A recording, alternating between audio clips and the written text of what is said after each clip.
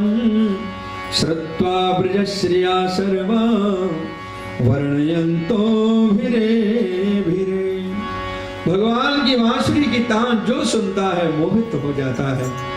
प्रभु बांसुरी बजाते हुए कैसे लगते हैं, आइए इस छवि को हृदय में उतारें। ये भागवत का वही श्लोक है जिस श्लोक को सुन करके श्री शुक महामुनि की समाधि दोबारा नहीं लगी। प्रभु की छवि में सुखदेव जी अटक गए, लटक गए।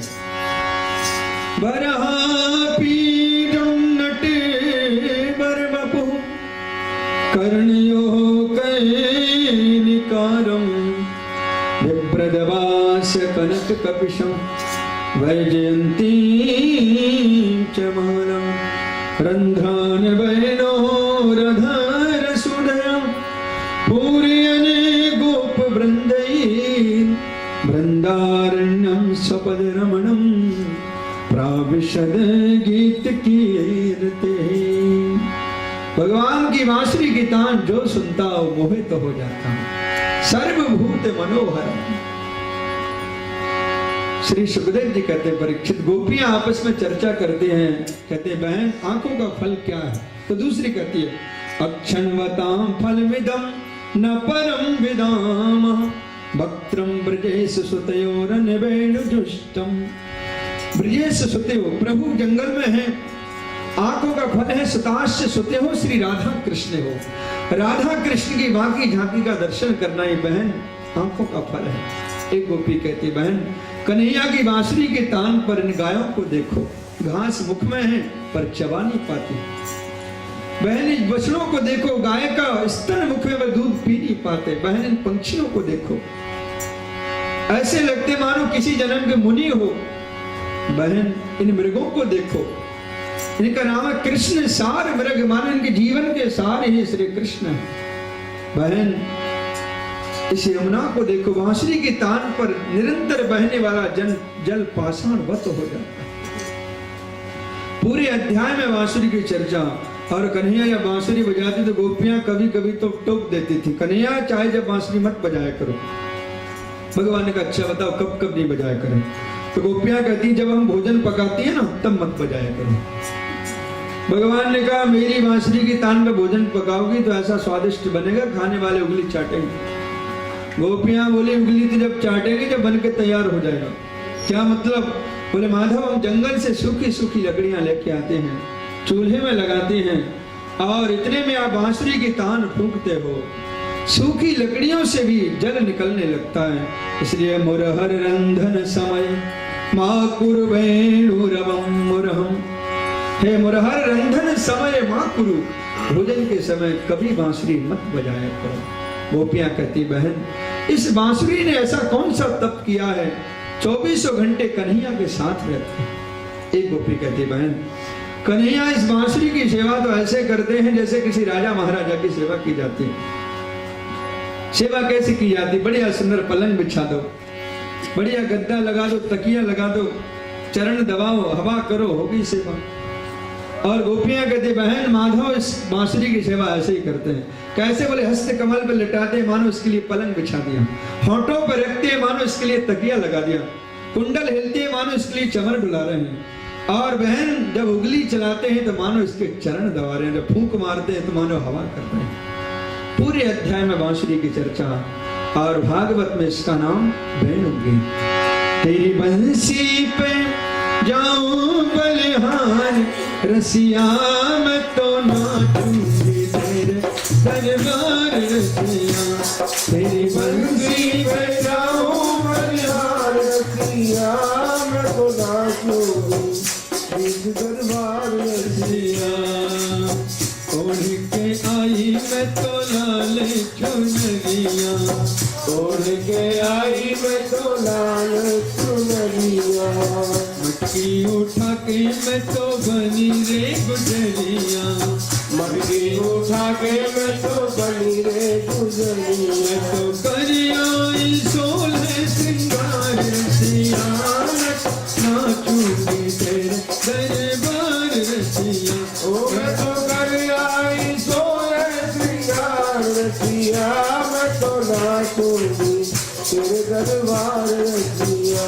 तेरी बंसी पे जाऊं बलिहार रसिया मैं तो नाचूं तेरे दरबार रसिया तेरी मुरली पे जाऊं बलिहार रसिया मैं तो नाचूं तेरे दरबार रसिया तेरे पीछे श्याम मैं तो आई हूँ अकेली तेरे पीछे शाम में तो आई हूँ अकेली बड़े गोपी की नई नवेली बड़े गोप की नई नवेली आई करने का मैं मनोहर रसिया मैं तो नाचूंगी दरबार रसिया आई करने को मैं मनुहार रसिया मैं तो नाचूंगी तेरे दरबार रसिया तेरी मुरली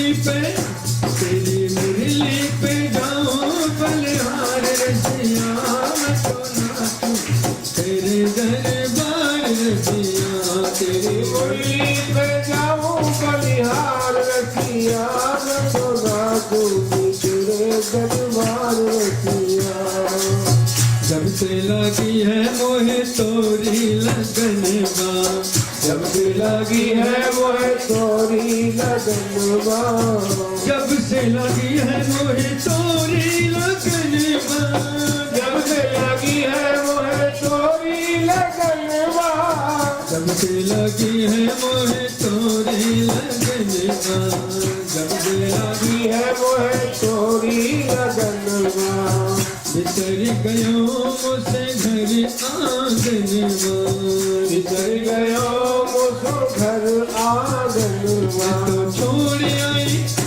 मैं तो छोड़ आई सारा संसार रसिया मैं तो नाचूंगी तेरे दरबार रसिया मैं तो छोड़ आई सारा संसार रसिया मैं तो नाचूंगी तेरे दरबार रसिया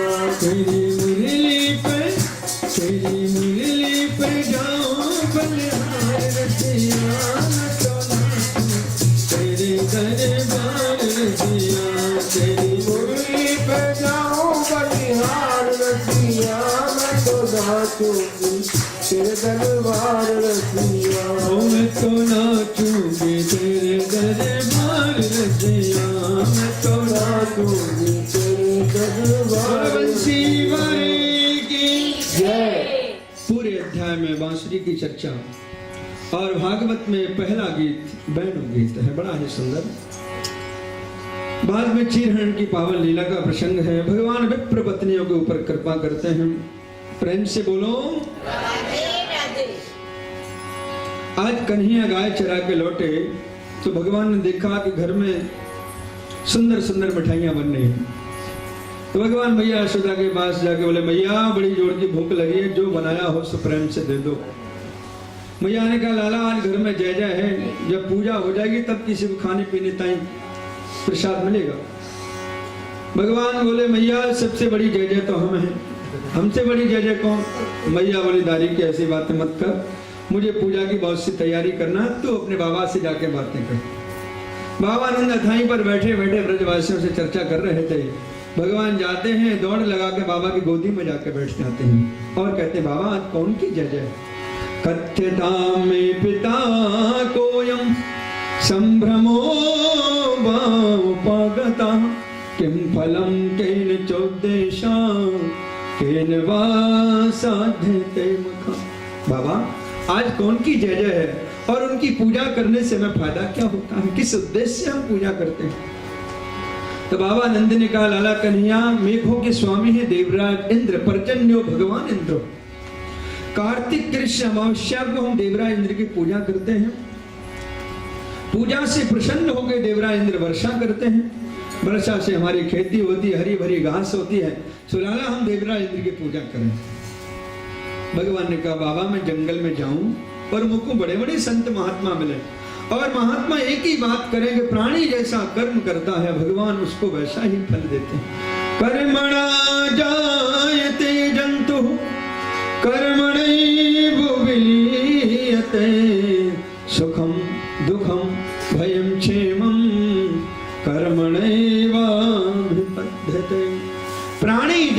कर्म करता है भगवान उसको वैसा ही फल देते हैं। इसमें देवराज इंद्र वर्षा करने वाले कौन?